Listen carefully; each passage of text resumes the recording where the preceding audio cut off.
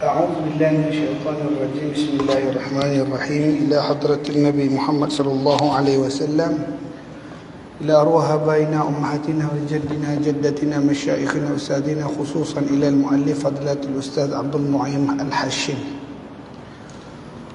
وأصوله وفروعه، أن الله ينفعنا ببركاته وأسراره وعلومه ونفحته في الدين والدنيا والآخرة. الفاتحة. أعوذ بالله من الشيطان الرجيم. بسم الله الرحمن الرحيم. الحمد لله رب العالمين، إياك نعبد وإياك نستعين، اهدنا الصراط المستقيم صراط الذين أنعمت عليهم غير المغضوب عليهم. الحمد لله، ثم الحمد لله الذي أرسل رسوله بالهدى ودين الحق ليظهره على الدين كله وكفى بالله شهيدا. أشهد ونشهد أن لا إله إلا الله وحده لا شريك له، وأشهد ونشهد أن محمدا عبده ورسوله. لا حول ولا قوة إلا بالله العلي العظيم. لا حول ولا قوة إلا بالله العلي العظيم. لا حول ولا قوة إلا بالله العلي العظيم. وبعد. Alhamdulillah. Kita menyambung kembali perbahasan kita dalam kitab Indahnya Akhlak Rasulullah sallallahu alaihi wasallam menurut Al-Bukhari dan Muslim, pada muka surat 127 dengan fasal yang kedua pada menyatakan larangan menawar barang dengan maksud supaya ditawar orang lain dengan harga yang lebih tinggi. Itu dipanggil an-najashi itu. A'udzu billahi minasyaitonir rajim. Bismillahirrahmanirrahim. Qala al-musannif rahimahullahu ta'ala wa bi'ulumihi fi kitabihi wa nafa'ani fid darain al-amin. Allahumma amin. Kata pengarang kita rahimahullah ta'ala, kita masih dalam perbahasan tentang persaudaraan sesama hak muslim, iaitu persaudaraan dan hak sesama muslim. Di antara hak seorang muslim kepada muslim yang lain ada beberapa perkara yang dinyatakan. Pertama iaitu tentang tidak boleh seorang muslim berada sifat dengki dengan muslim yang lain. Telah selesai kita perbahas. Sekarang larangan yang kedua iaitulah larangan menawar barang dengan maksud supaya ditawar orang lain dengan harga yang lebih tinggi. An-najashi.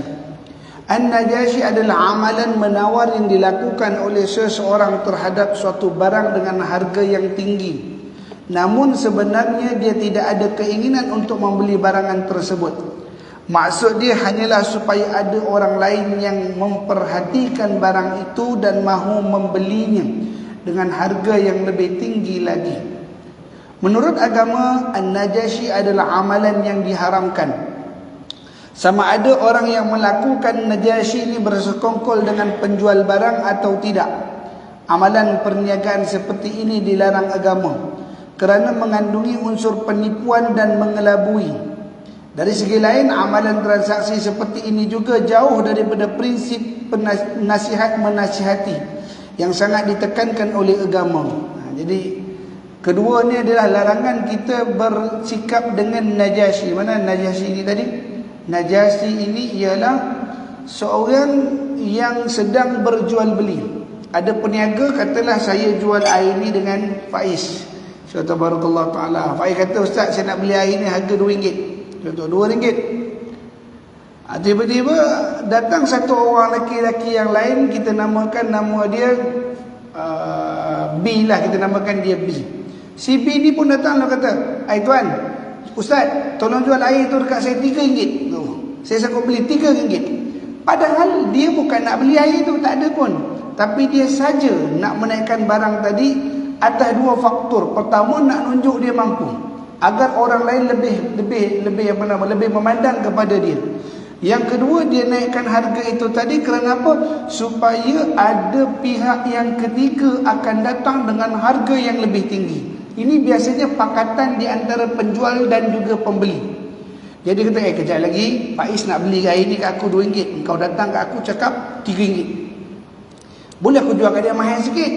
Ini perbuatan najashi kita panggil, iaitu menaikkan harga barangan supaya orang yang betul-betul berkehendak tadi terpaksa membayar dengan harga lebih tinggi. Sedangkan kalau kita belajar ekonomi asas, apa kita belajar dalam ekonomi asas, dia ada keluk permintaan, ada keluk penawaran. Apabila berlaku keluk permintaan, maka berlakulah penawaran harga. Jadi orang yang menawarkan harga yang lebih tinggi, orang yang menawarkan harga yang lebih tinggi, sehingga siapa yang berjaya mendapat harga yang tertinggi, dia memiliki barangan tersebut. Bida membida, tapi bida yang tak kena tempat. Bidaan ada, adalah hukum bidaan ada. Tapi hukum sekarang ni bukan hukum bidaan, hukum najas, iaitu dia menaikkan harga agar si pembeli tadi terpaksa membeli dengan harga yang lebih tinggi. Ini memberatkan kepada umat Islam, jadi dilarang. Sedangkan mereka itu sama-sama, Allahumma salli ala Muhammad, bertransaksi, iaitu sedang bermuamalah. Maka datang pihak ketiga. Itu sebab kiasan begini sangat banyak berlaku. Orang dia menggunakan pihak ketiga untuk menaikkan harga barang. Tuan, saya tengok harga RM2, nak ambil. Orang ni nak ambil RM3. Dia nak ambil RM3. Kalau awak nak, ini mana ada risiko lah. Risiko kalau pembeli tadi tidak jadi membeli. Barakallahu ta'ala. Jadi larangan kita menawar barangan yang sedang ditawar oleh orang juga ada dalam Islam. Kita tengah nak beli ni barang, berapa bang harga ni bang? 30, 25 lah bang, 25 boleh tak bang? Insya-Allah. Kita pun datang, bang, tak apa, bungkus kat saya 30 saya ambil.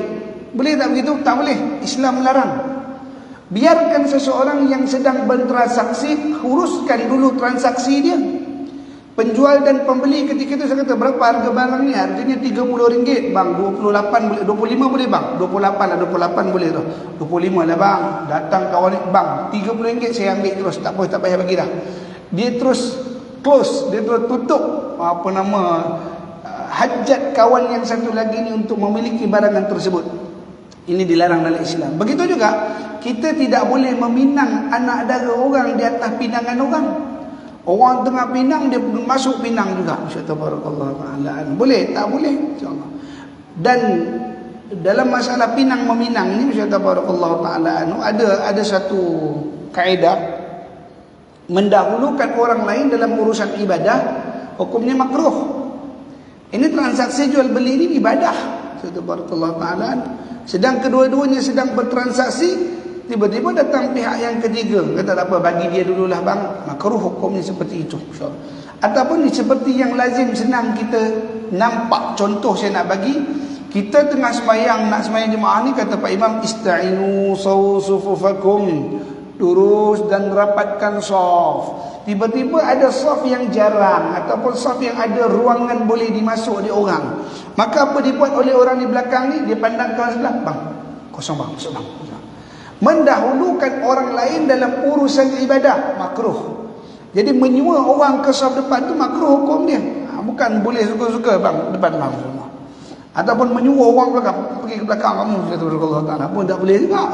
Allah Ta'ala ini dia orang yang segera dalam melaksanakan ibadah. Dia ke depan tanpa menyuruh orang. Ini disebut oleh Nabi SAW sebagai gelaran al-yanukum manakib. Nama dia al-yanukum manakib. Orang yang pantas bersegera dalam memenuhkan saf hadapan. Orang yang menurut perintah imamnya, tatkala disuruh penuhkan ke depan, maka dia masuk ke depan. Bila disuruh ke belakang, dia ke belakang. Ini gelaran dia ialah al-yanukum manakib. Adapun perbahasan kita bukan cerita tentang al-yanukum manakib, iaitu perbahasan kita tentang an-najasi. An-najasi ini aja bukan an-najashi. Kalau Najashi itu raja Habsyah, an-najasi. Tabarakallah. Jadi an-najasi di sini maknanya dia senang khabar, bahasa kasar sikit lah, dia selang orang tengah tawar menawar. Itu insya-Allah. Orang tengah nak beli belah, dia pula datang menawarkan harga tinggi agar kawan yang sedang bertransaksi tadi tersepit, lalu terpaksa membeli dengan harga yang sama tinggi. Insya-Allah. Dan Rasulullah sallallahu alaihi wasallam menyatakan dalam hadisnya, man ghasyana falaysa minna, wa fi riwayah man ghasya, sesiapa yang menipu kita maka dia bukan termasuk golongan kita. Al-ghasyana iaitu tipu dalam urusan muamalah. Dalam jual beli dia berbohong pada kita, maka dia bukan daripada golongan kita. Ini kata Rasulullah SAW. Ada kawan nak beli, kadang harga merapu, minta maaf lah, Dia kata sekarang permintaan sangat tinggi, siapa nak rezek saya boleh tukar dengan geran tanah, hantar geran tanah beli rezek sebiji, insyaAllah. Ini kan tak munasabah. Tapi kalau ikut transaksi jualannya sah tak? Sah lah, dipersetujui. Kawan yang menjual ni dia kata aku nak jual dengan harga sebegini banyak, harga ni boleh tak saya beli dengan sama harga dengan tanah, kata dia. Kalau sepakat dua-dua setuju boleh, tak ada masalah, kata dia. Cuma apa berlaku sekiranya dengan penjualan itu, barangkali kita takut ada ghasyana di dalam tu. Ala ghasyana, penipuan dalam jual beli, insya-Allah. Memanglah hak dia motor tadi, insya-Allah barakallahu taala, tetapi tak masuk di akal. Dan juga seperti orang yang meniaga barang ribawi. Apa tu barang ribawi? Seperti menjual duit dengan duit. Ya Allah. Oh, saya ada duit RM1 tanda tangan Aisyah. Nama tulis tangan Aisyah, tulis Ali Abu Hasan, insya-Allah. Ini tanda tangan Ali, insya-Allah barakallah. Gubernur Bank Negara dulu, kata insya-Allah. Harga berapa? Harga RM2,000. Harga berapa? RM2,000. Memang harga sekeping sekarang RM2,000 pasaran. Cuma dalam isu dia apa? Dia menjual duit dengan duit. Bila dia jual duit dengan duit, nilaian yang tidak serupa ini kita istilahkan perniagaan ribawi. Bukan riba tapi ribawi, barang ribawi dipanggil. Insya-Allah barakallah. Jual emas dengan emas, ribawi, insya-Allah. Jual perak dengan perak, ribawi. Tapi jual emas dengan duit, hilanglah ribawinya. Ataupun jual duit tadi dengan barangan lain. Saya ada duit RM1 tengah Aisyah ni, siapa nak beli 10 kilo beras, kata insya-Allah. Kawan tu bagi beras, dia bagi duit. Sahlah perniagaan tadi. Insya-Allah barakallahu taala. Ini dalam bab al-bai', penjualan. Insya-Allah barakallahu taala. Apabila orang yang melakukan an-najasi mendapat upah daripada penjual, maka wang itu wangnya termasuk riba. Ulama sepakat mengatakan bahawa orang yang melakukan amalan ini termasuk orang yang bermaksiat kepada Allah Subhanahu wa taala. Apabila menang dia tidak tahu bahawa amalan seperti ini dilarang. Peniaga dengan orang tengah tadi itu jadi melakukan suatu transaksi yang dilarang oleh Allah dan mereka sedang bermaksiat kepada Allah. Kenapa? Kerana kedua-duanya sedang berusaha untuk menindas satu orang Muslim yang lain. Kau nanti kalau dia datang beli, kau sebut harga kau sikit, mahal sikit, dapat aku pancung dia sikit. Dia duk main macam tu. Dua ni dia berpakat untuk menyembelih satu kawan ni, insya-Allah. Jadi fahamlah kot kalau saya sebut itu. Dua orang berpakat untuk sembelih satu orang Islam dia. Insya-Allah barakallah. Apa yang berlaku? Keduanya itu sedang bermaksiat kepada Allah Subhanahu wa taala. Dan kalaulah jadi beli si pembeli tadi sekalipun, maka wang itu dikategorikan sebagai riba. Riba. Wa ahallallahu al-bai'a wa harrama riba. Dihalalkan oleh Allah Taala jual beli dan diharamkan riba. Bila ulama mengatakan penjualan itu riba, makna jualan tadi haram. Sebab yang halalnya wa ahallallahu al-bai', Allah menghalalkan segala jual beli. Wa harrama riba, dan haramkan riba. Maka bila berfatwa ulama mengatakan penjualan itu sebagai barang riba dan dia jadi riba, maka haramlah transaksi tadi. Bila haram transaksi tadi, apa berlaku? Berdosalah kepada si penjual dan yang sepakat tadi, maka jatuhlah ia sebagai maksiat di sisi Allah Subhanahu wa taala. Ini banyak ni insya-Allah. Kadang ini barang mungkin kurang. Biasa banyak orang jual tanah. Orang tengah contohlah. Kawan kata aku nak jual 25 je, kau kalau up sikit dia boleh mahal sikit. Dia main nak tu. Kata barakallahu taala. Bab tanah ni menyebabkan ramai orang masuk neraka. Tak maaf Allah Taala saya kata itu. Kalau mengukur tanah, hilang seinci daripada tanah, bukan hak miliknya diberikan kepada orang lain, api neraka dah menunggu, nangah menunggu dia. Subhanallah. Ini Allah Nabi sebut, bukan saya sebut, dalam hadis Nabi SAW. Barang siapa yang ubah batu sempadan, itu Nabi sebut. Walaupun padang pasir gurun Saudi itu besar, nak cerita kalau kau nak ambil gurun, ambil lah, tak ada siapa nak masalah pada gurun. Tapi walau mengalih batu di gurun sekalipun, hak ni sempadan telah ditetapkan, alihlah sikit. Kebetulan nak buat pagar tu besarnya 4 inci, jadi dia ngalihkan tanah kawan tu sikit dalam 5 inci sebab nak masukkan pagar dia tadi. Haram hukumnya. Walaupun sebenarnya dia tak nampak apa-apa efek, alat sikit je beranjak apa pasal pun, buat pagar dia pun dapat tumpang, kata dia. Hakikat tidak boleh seperti yang tersebut. Barakallahu taala. Baik. Jadi boleh tak ada orang tengah yang dijadikan sebagai kita panggil apa, sebagai pemacu penaik harga, pemacu naik harga. Oh, dia ni nak beli 30, awak nak beli 28, dia 20. Kalau betul-betul nak, tak apa, dengan awak saya jual 30 pun saya jalan. Kalau boleh bagi 30, saya tolak dia, saya bagi awak. Contoh apa itu, insya-Allah. Ini diharamkan dalam Islam. Subhanallah taala. Namanya An-Najasi. Subhanallah taala. Hukum transaksi yang disertai amalan An-Najasi. Sebagian ulama berpendapat bahawa transaksi yang disertai dengan amalan An-Najasi adalah fasid, iaitu tak sah penjualan tadi. Sebahagian yang lain mengatakan apabila yang melakukan, yang mengatakan tak sah tadi siapa? Iaitu Imam Ahmad Ibn Hanbal. InsyaAllah Imam Ahmad Ibn Hanbal mengatakan tidak sah. Sebahagian yang lain mengatakan apabila yang melakukan amalan An-Najasi adalah sebahagian daripada orang yang menjual barang itu atau orang yang bersekongkol dengan penjual, maka transaksi dagangnya falsid, iaitu tidak sah. Maka ada kesengajaan daripada pelaku transaksi. Namun apabila yang melakukan amalan An-Najasi adalah orang luar yang tidak ada kesepakatan dengan penjual, maka akadnya sah. Al-Imam Syafi'i termasuk golongan yang bersetuju dengan pendapat ini. Beliau memberi kenyataan bahawa orang yang menjual bukanlah orang yang melakukan najasi. Oleh itu transaksinya sah. Dia yang baik.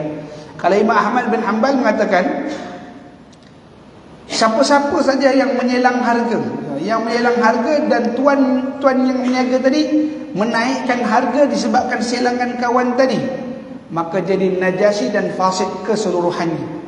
Tapi pada Imam Asy-Syafi'i rahimahullah taala berlainan.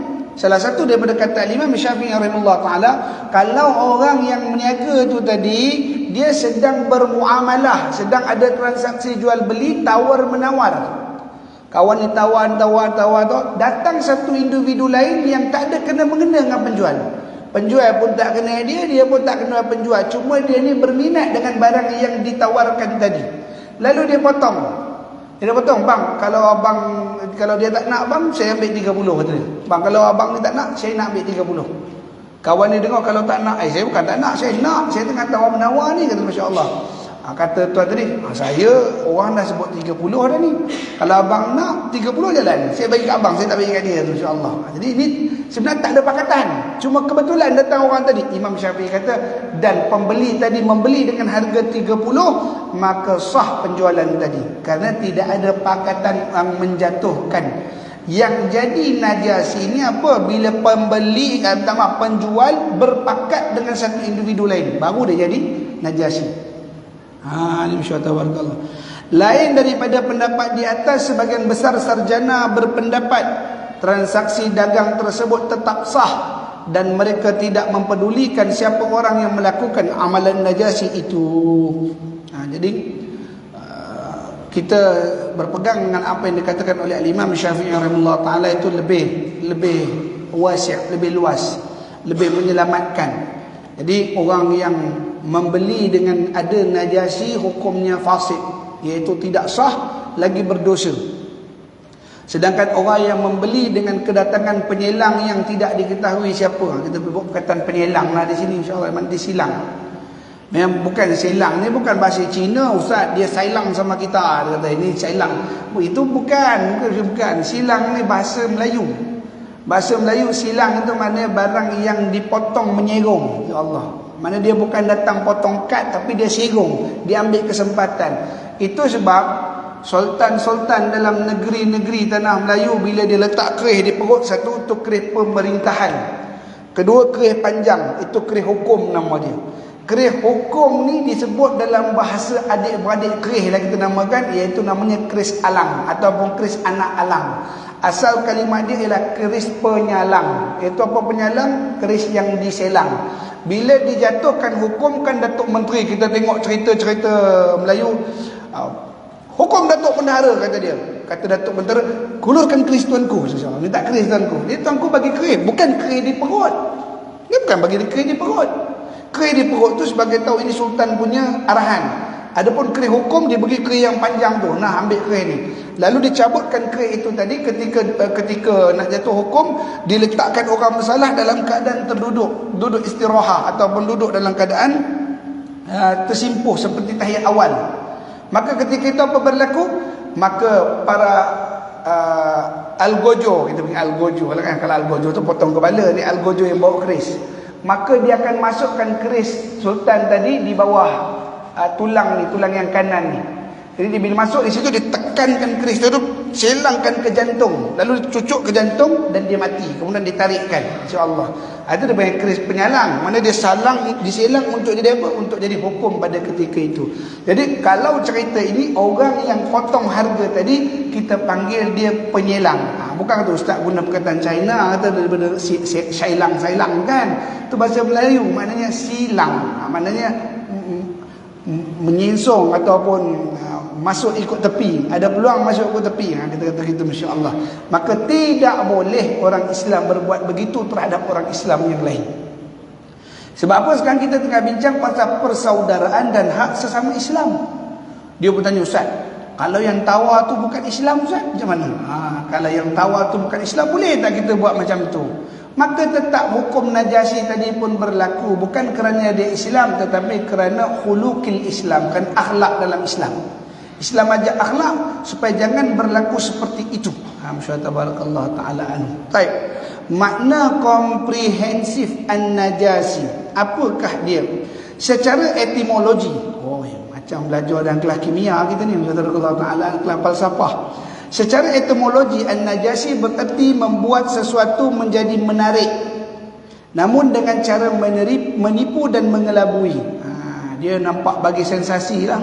InsyaAllah tabarakallah ta'ala. Lebih saya katakan, ini zaman insyaAllah moden. Saya pun antara yang terjebak memerhati. Kadang-kadang ada orang jual barangan-barangan di media sosial, di Facebook, di Instagram dan di TikTok khususnya kan tak. Dia letak satu barang, okey bit kenaikan harga tapak kosong, kenaikan 20 kata insya-Allah. Jadi ada kawan dia bantai, 20. Okey 20 tu abang letak 20, siapa lagi naik? Padahal yang menaikkan harga tu kawan dia. Kata barakallah. Tolong komen insya-Allah. Kawan ni pun 60, sekarang ada 60, siapa nak lagi? 80. Kawan ni pun bantai lagi. Tak kena harga lagi ni, cepat naikkan sikit lagi insya-Allah. Bila kawan tu dah naikkan harga ni kita perhati, bukan kita tak perhati. Yang mengaji tentang al-malul Islam, harta Islam, kita tengok benda ni. Pembidaan. Kadang-kadang orang yang membida ataupun orang yang menjadi hos bidaan, dia bukan lulusan usul fiqh ke, lulusan apa nama bahagian pengurusan harta, bukan pegawai eksekutif Baitul Mal ke nak buat bid ni, insyaallah tabarakallah taala. Pembidaan ni mesti semua yang ada dalam tadi kenal hak ni, disenaraikan. Dalam majlis kita ni ada fulan bin fulan. Okay, kita akan membida harga barangan ini. Kita bermula dengan harga begini, ketuk tuk. Baik. 300 ada lagi, 330, 331, 332, 333. Okey, tahniah tuan, barang ni milik tuan. Itu jelas. Jadi bila harga tu tak sampai target yang dikehendaki oleh hos tadi, tak apa, kita tambah 5 minit lagi, kita tunggu lagi, siapa nak naikkan lagi. Orang yang dah mula Allahumma salli ala Muhammad berkehendak pada barang tadi, maka menaikkanlah 85, 90, 95 insya-Allah tabarakallah taala anhu. Selagi tak kena, tak apa, kita tunggu lagi. Orang baru masuk, orang tengok, orang pun bid juga. Jadi pembidaan tu bercampur aduk. Orang yang baru masuk, orang yang keluar, orang yang masuk kembali, dia tak teli, insya-Allah pembidaan yang berlaku itu tadi. Insya-Allah tabarakallah. Cuma tidaklah saya katakan haram bidaan seperti itu. Cuma khawatir diselitkan unsur najasi di dalam itu. Tabarakallah. Kau tolonglah up sikit insya-Allah. Nanti kawan kat bawah up harga, up. Dia duk up tak habis. Tabarakallah. Ini yang berlaku. Kita kena terangkan ikut semasa. Apa yang berlaku semasa kini itu kita sebutkan. Supaya apa? Supaya faham. Kalau kita gunakan makna komprehensif ni tadi masih belum jelas. Tujuan dia apa? Tujuan ni secara etimologi, an-najasi berarti membuat sesuatu menjadi menarik. supaya live tu menarik, supaya host tu nanti bersama seronok dengan menyebut harga-harga tersebut, walhal harga itu dibuat oleh sekutunya juga. Dan lalu dia kata apa? Yang ini dilarang. Kenapa? Kerana terdapat unsur penipuan dan mengelabui. Atas dasar erti etimologi ini, maka larangan amalan an-najasi boleh diertikan sebagai larangan menipu atau mengelabui ketika berurus niaga dengan pihak lain sehingga pihak lain tersebut terzalimi. Allah Subhanahu wa taala berfirman, wala yahiqul makrusan wala yahiqul makrussaniyur illa bi ahlihi. Sedang merancangan yang jahat itu tidak menimpa melainkan orang-orang yang menjalankannya. Al-Fatir 43. Dan disebut di dalam sebuah hadis, Rasulullah sallallahu alaihi wasallam menyatakan, al-mikru wal khida'u finnar. Orang yang melakukan penipuan dan akan berada di dalam neraka. Ni ada dua orang ni cuma tak lepas. Al-mikru iaitu orang yang melakukan tipuan dalam timbangan, wal khidra'u orang yang menipu dalam memberi harga. Tu ada dua orang sebenarnya tapi makna tak lepas. Orang yang menipu dalam timbangan dan orang yang menipu dalam memberikan harga, finnar, berada di dalam neraka Allah Subhanahu wa taala, hukumnya itulah. Dan dalam Sunan Tirmizi disebutkan, mal'unun man darra musliman aw maqarra bih. Orang yang melakukan tindakan yang membahayakan seorang muslim atau merancangkan tindakan-tindakan buruk terhadapnya adalah orang yang terlaknat. Masya-Allah, tabarakallah.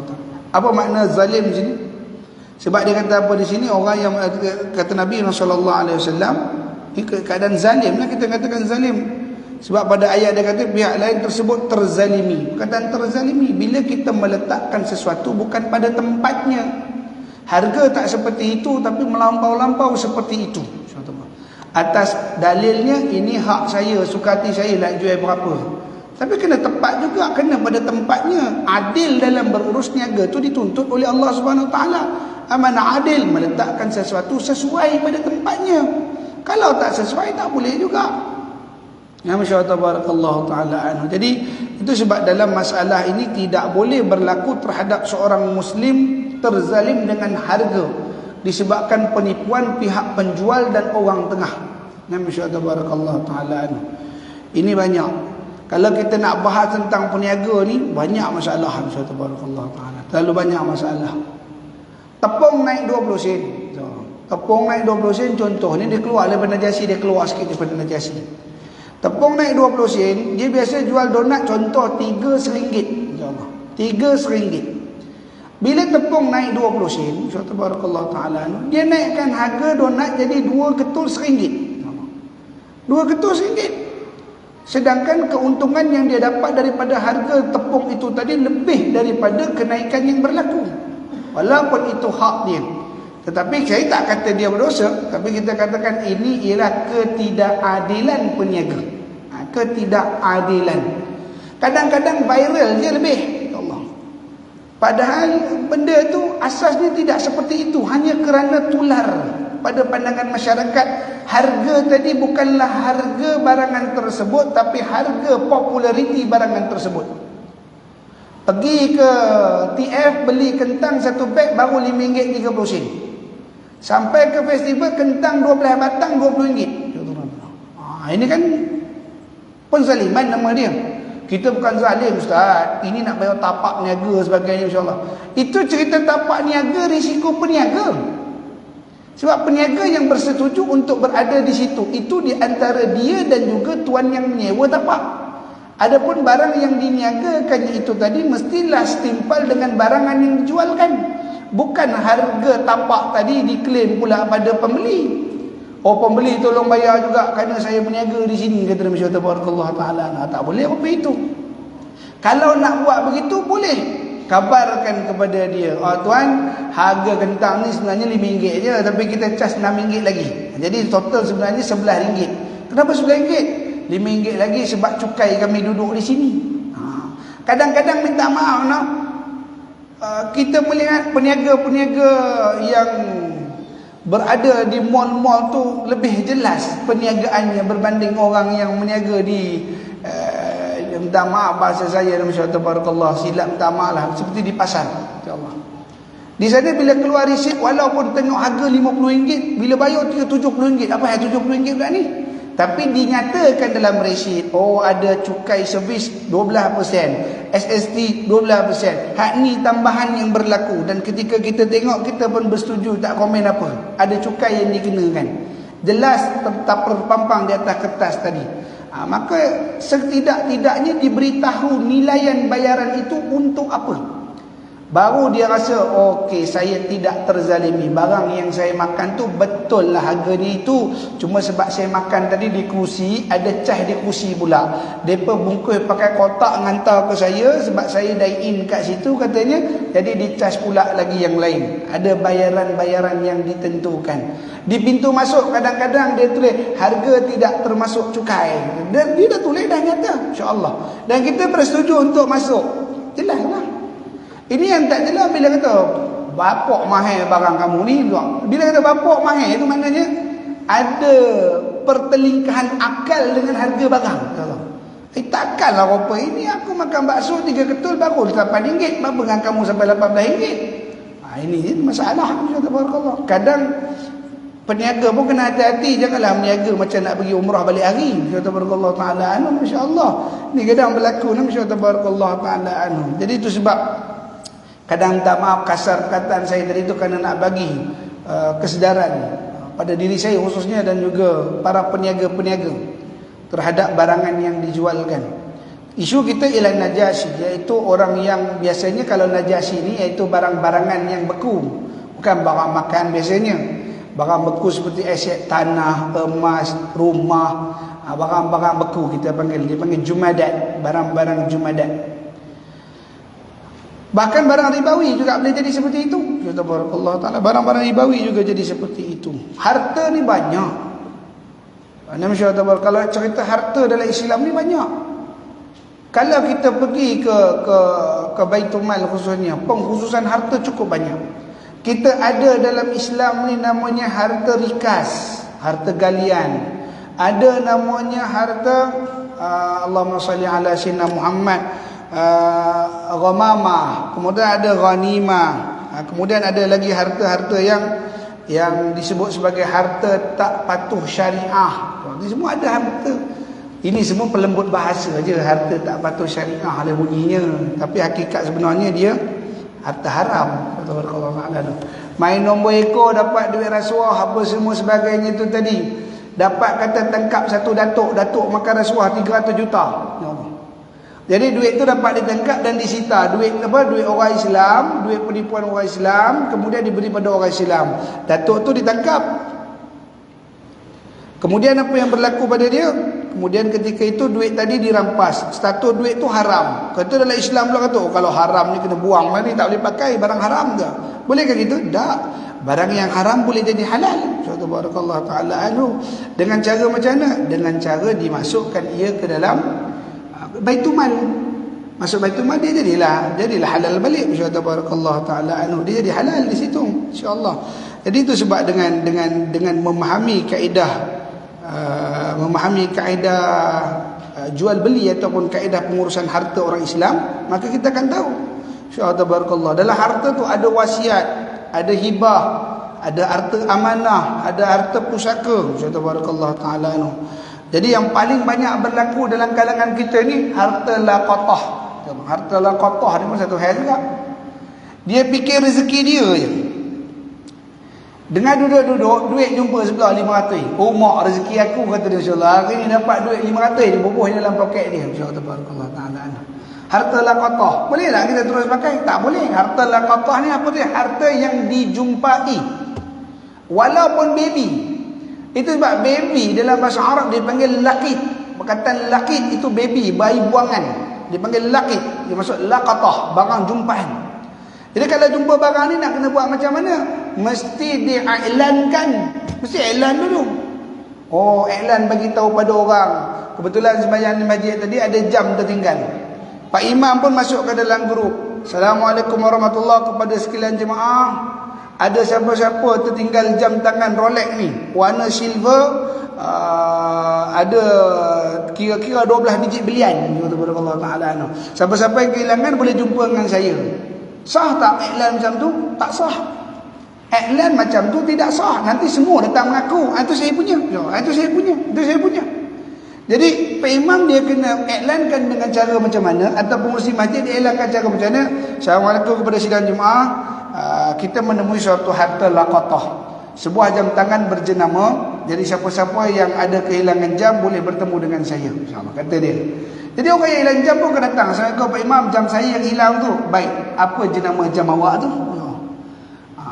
Warna apa jam tu tadi? Di mana awak hilang jam tu tadi? Maka kalau dia beri jawapan, oh saya hilang jam tu jam jam berjenama kan Pak Imam kan? Ya, jam berjenama. Saya punya tu Patek Philip, kata dia, masya-Allah. Patek Philip kau punya hilang ni, masya-Allah tabarakallah taala anu. Tak ada orang pernah nanggal Patek Philip nak ambil wuduk. Kalau orang nak ambil wuduk, Patek Philip tu terletak je di tangan, tak apa, biarlah wuduk dengan jam sekalipun, takkan ku tanggal, masya-Allah tabarakallah. Awak boleh tinggal Patek Philip, bohong baliklah, masya-Allah tabarakallah taala. Dan dah budak-budak, Pak Imam tu jam saya itu G-Shock, kata dia, masya-Allah. G-Shock frog, kata dia, masya-Allah. Saya beli dulu, warna apa? Hitam, tak payah balik, masya-Allah. Bukan. Sehingga ada orang yang betul-betul boleh memberitahu hal keadaan barang yang hilang itu tadi.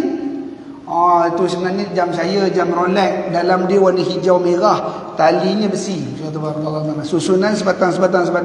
Betul, kena awak barang ni, insya-Allah. Katalah setahun tak jumpa, tak ada siapa menuntut. Macam mana ni? Pihak masjid jumpa jam dah berlambak dah.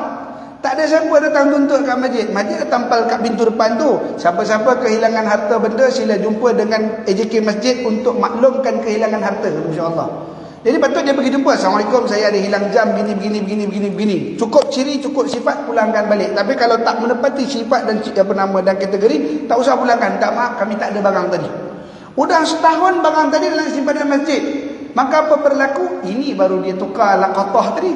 Apa berlaku? Maka boleh ditukar menjadi harta yang boleh dimanfaatkan oleh orang Islam. Pihak masjid hari Jumaat, Assalamualaikum warahmatullahi tuan-tuan. Lepas main Jumaat nanti, di belakang kita ada buat pembidaan jam. Siapa nak beli jam boleh di belakang. Padahal jam orang ramai tadi, subhanallah taala, yang tertinggal dalam masjid tapi tak dituntut setahun. Jadi boleh tak digunakan duit tadi untuk masyarakat ramai? Boleh. Itulah kata. Jadi dia kena simpan dulu setahun. Dia tak boleh nak terus jumpa pakai. Rezeki aku ni, kata dia. Panggil kawan, jom makan. Kedai aku buka, aku open table hari ni. Kenapa? Aku jumpa 500 tadi. Rezeki terpijak, kata dia, masya-Allah. Dipijak ni malaikat neraka nanti sebab makan macam tu. Subhanallah taala. Tak boleh makan. Begitu juga dengan harta tidak sah, tidak patuh syariat. Dia panggil wang tidak patuh syariah. Katalah main judi menang nombor ekor. Ni ada orang Islam kita pergi beli nombor ekor, menang 30 juta. Nombor 1 first prize. Ada macai. Subhanallah taala, masya-Allah. Dia dah beli, menang pula bagi 6 angka kan. Dia main 6 angka kan, menang 10 juta. 30 juta menangnya, masya-Allah. Lalu waktu tu apa dia buat? Dia pun pergi masukkan duit dalam bank Islam, masya-Allah. Masukkan dalam bank Islam. Kenapa? Islamkan dulu duit ni, masya-Allah taala. Lepas tu dia keluarkan zakat 2.5% daripada harta. Ni saya nak bayar zakat, Ustaz. Kenapa? Banyak sangat ni zakat apa? Saya menang nombor, insya-Allah. Jadi kenapa bayar zakat pula? Bukankah zakat dia menyucikan harta? Saya nak cuci harta tu bagi bersih, kata masya-Allah. Betul? Tak betul. Tidak ada mana-mana kaedah yang boleh menghalalkan duit haram tadi kecuali satu jalan saja. Apa dia? Jalan dia dimasukkan ke Baitumal. Dapat duit 30 juta tadi, dia pergi Baitumal, dia pun masuk duit dalam Baitumal. Tapi dia boleh dapat balik tak 30 juta? Tak dapat lah. Duit tadi dah diedarkan kepada seluruh masyarakat Islam. Jadi itu dipanggil wang tidak patuh syariah. Insyaallah barakallahu taala anu. Jadi wang tidak patuh syariah lah, naqatah lah, wang riba, gharar. Ini semua nama-nama harta dalam Islam. Dan termasuk transaksi untuk mendapatkan harta tadi, insya-Allah. Ada al-bi' bitamil ajil, ada mudarrabah, murabbahah, kemudian ada asyarikah, kemudian ada pula dalam masalah yang kita tengah bahasnya apa, an-najasi dan sebagainya. Ini semua masuk dalam bab muamalah Islamiah, insya-Allah. Saya alhamdulillah untung sebab isteri saya seorang pegawai bank. Jadi dapatlah pengetahuan lebih tentang transaksi jual beli ini, Allah taala anhu. Jadi itu sebab pentingnya kita yang dimuliakan rahmatullah taala mengenal barangan-barangan harta-harta dalam Islam. Sebab menuntut yang halal itu adalah dituntut dalam Islam. Bukan hanya cerita ayam sembelih, lembu sembelih, kambing sembelih dah. Tapi dari mana unsur wang kita diterima juga adalah termasuk juga di dalam mencari yang halal itu adalah fardu, insya-Allah. Tabarakallah taala anhu. Ada satu lagi, kita bincang pasal tipu. Tipu asyura, apa nama, syuraka, iaitu curi. Ada satu lagi yang nama dia ghasab. Al-ghasab ni juga dilaknat dan tidak boleh dalam Islam al-ghasab ini diamalkan. Apa ni al-ghasab? Al-ghasab ni rampas. Ustaz, rampas tu bukan ghanimah ke? Ghanimah itu ialah harta rampasan perang. Sedangkan ghasab bukan. Ghasab kita masuk masjid, katalah saya masuk pintu ini tadi. So bila masuk daripada pintu tepi, kemudian saya terus masuk dalam. Tak ada wuduk lah. Saya pun kebetulan bilik wuduk belakang. Nak pergi ke bilik wuduk, saya pergi sarung selipar Pak Imam. Kemudian saya pun jalan, pergi ambil wuduk, ambil wuduk, dan semuanya saya letak balik selipar tadi dalam keadaan basah. Kemudian saya masuk dan sembahyang. Perbuatan saya menyarung selipar Pak Imam tu tadi, itu dipanggil ghasab. Kata barakallah. Iaitu mengambil hak orang tanpa kebenaran. Dia tak rasa dia curi, dia kata dia pinjam. Macam mana definisi pinjam? Adakah dia, Assalamualaikum Pak Imam, boleh tak saya nak pinjam selipar? Itu patut kalau kata pinjam. Tapi pinjaman yang dia maksudkan itu hanyalah pada andaian dia. Aku anggap aku pinjam je lah ni. Padahal ada tak persetujuan Tuan Kasut? Tak ada.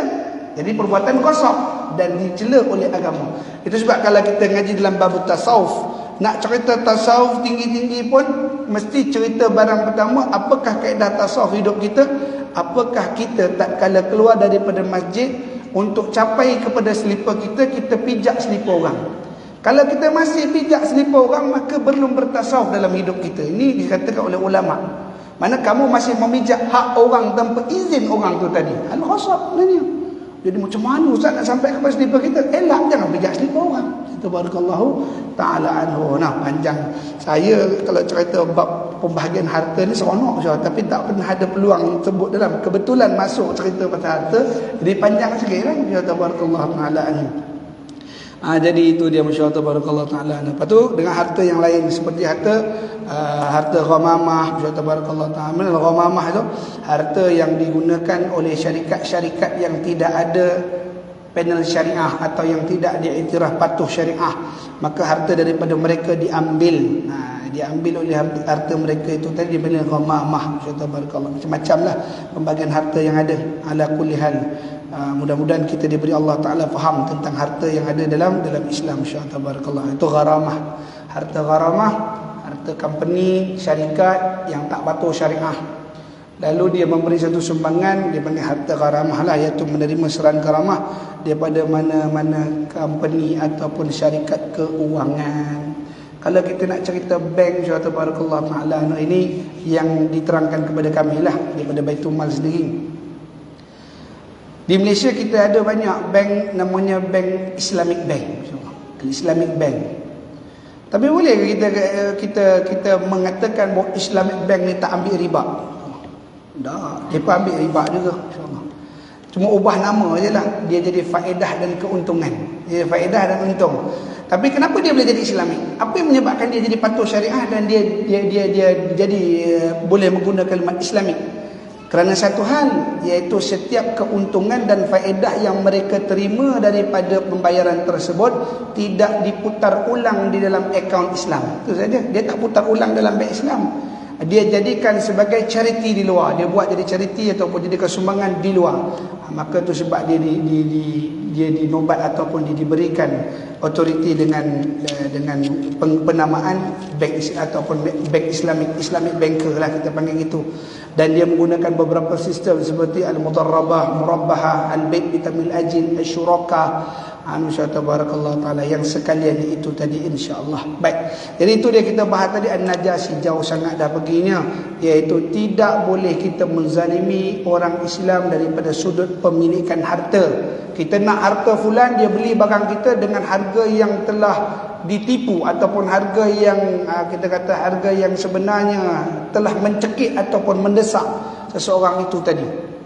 Nah, masya-Allah barakallah. Maka ketika itu Allahumma salli ala sayyidina Muhammad, itu tidak sepatutnya berlaku dalam orang Islam, dalam sesama Islam, demi untuk menjaga persaudaraan, insya-Allah tabarakallah taala anhu. Jadi dapat disimpulkan bahawa semua transaksi yang mengandungi unsur penipuan, walau apapun nama dan modelnya, menyembunyikan aib barang dan cagaran, menyembunyikan aib barang dagangan, mencampur barang yang baik dengan yang buruk, atau yang lain dengan amalan dagang yang dilarang agama, sebagaimana amalan Najasi.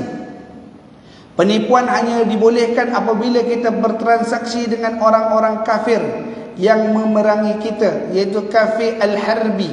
Kerana Nabi Muhammad sallallahu alaihi wasallam bersabda, al-harbu khid'atun, iaitu perang adalah tipu daya, kata Nabi sallallahu alaihi wasallam. Jadi tidak boleh kita menipu di dalam urusan jual beli illa fi kafi harbi, hanya kepada kafir harbi, kafir yang memerangi Islam. Seperti yang jelas sekarang, kafir memerangi Islam siapa dia? Itulah kafir Zionis. Itu harbi lah, memerangi Islam. Oh, jadi kita tak bolehlah bertransaksi dengan China, India di Bagan Datuk tu Ustaz, atau di Pekan Teluk Intan tu. Kenapa pula tak boleh? Kafir. Dia pukul rata semua kafir. Boleh tak? Tak boleh. Kafir pembahagian dia ada 5. Dia ada kafir harbi, kafir zimmi, kafir muammar. Ini kafir-kafir yang diberikan oleh keselamatan, ya. Kafir harbi, kafir yang memerangi orang Islam. Kafir zimmi, kafir yang menumpang dan mendaung dalam negeri Islam dan membayar cukai bagi memakmurkan negeri Islam. Kemudian kafir muammar, kafir yang mempunyai negerinya sendiri dan tidak memerangi orang Islam. Kafir muamman, kafir muamman tadi itu. Kafir yang kafir muamman, kafir yang ada negeri sendiri. Dia ada negara dia sendiri. Kemudian dia datang ke negara kita minta perlindungan. Ini pelancong lah. Pelancong Australia, pelancong daripada New Zealand, Switzerland datang kemari, Itali. Mereka dapatkan visa untuk masuk. Itu dipanggil kafir muamman. Kafir yang duduk mendapat perlindungan dan keamanan orang Islam. Masya-Allah barakallah, ada beberapa kafir yang kita kena kenali sebelum kita menghukum sekalian itu sebagai musuh. Maka yang musuh maksud Nabi SAW hanyalah kafir harbi. Maka tipu daya kepada harbi itu dibenarkan, kerana tipu daya itu termasuk dalam peperangan Islam terhadap orang kafir harbi, insya-Allah tabarakallahu taala anhu. Nanti kita akan sambung siri akan datang, iaitu larangan saling membenci. Pada siri yang akan datang, insya-Allah tabarakallahu taala anhu. Jadi sebelum kita nanti kita tengok, jangan terkeliru ya pada bab kedua ni, iaitu Najasi. Apa Najasi? Iaitu pihak peniaga yang sedang berjual beli mengadakan pihak ketiga untuk memberikan penawaran harga yang tinggi. Ini beza. Bab kedua ni, atau larangan kedua ni, iaitu mengadakan Najasi, iaitu mengadakan pihak ketiga untuk menaikkan harga barang. Nanti akan sampai larangan kelima. Apa larangan kelima? Itu pada muka surat 132. Larangan kelima kata dia, larangan membeli barang yang sudah ditawar oleh orang lain. Itu topik dia lain pula. Itu bukan Najasi. Itu dalam topik yang akan datang, insya-Allah tabarakallahu taala anhu. Baik. Jadi sebelum kita tangguh pengajian kita pada malam ini, saya buka ruang soalan kalau ada yang ingin bertanya. Falyatafaddal ma'jura.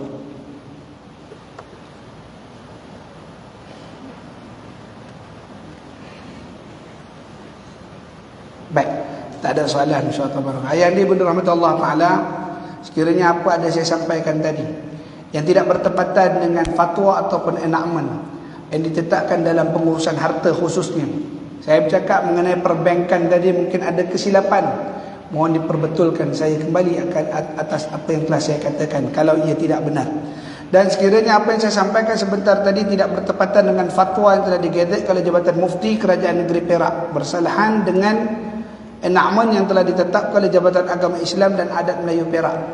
Kepada Allah Jalla Jalalul Azam saya minta ampun, kepada barisan ayahanda, ibunda, adinda dan kakanda sekaliannya. Saya nyusun 10 jari, mohon maaf di atas ketelanjuran kata-kata ini dan mohon ditegur dengan teguran bisawab. Aqulu qawli hadza astaghfirullahal azim li wa lakum wa lisairil muslimin wal muslimat mu'minin wal mu'minat astaghfiruhu innahu huwal ghafurur rahim. A'udzubillahi minasyaitonir rajim. Bismillahirrahmanirrahim. ربنا انفعنا بما علمتنا رب علمنا الذي ينفعنا ربي فقهنا وفقه أهلنا وقرابة لنا في ديننا مع القدر أنس وذكر اللهم افتح علينا فتوح العارفين اهدنا الصراط المستقيم صراط الذين أنعمت عليهم من النبيين والصديق والشهداء والصالحين حسن أولئك رفيقا يا أرحم الراحمين. اللهم تقبل منا دعانا إنك أنت السميع العليم. ضب علينا يا مولانا إنك أنت التواب الرحيم. دعواهم فيها سبحانك اللهم وتحيتهم فيها سلام. آخر دعواهم أن الحمد لله رب العالمين. تقبل الله منكم والسلام عليكم ورحمة الله وبركاته. Ditangguh dengan tasbih kafarah dan surah Al-Asr. Subhanakallahumma wa bihamdika asyhadu an la ilaha illa anta astaghfiruka wa atubu ilaik. Wal 'asri innal insana lafii khusr illa alladhina amanu wa 'amilus solihati wa tawassaw bil haqqi wa tawassaw. Assalamualaikum warahmatullahi wabarakatuh.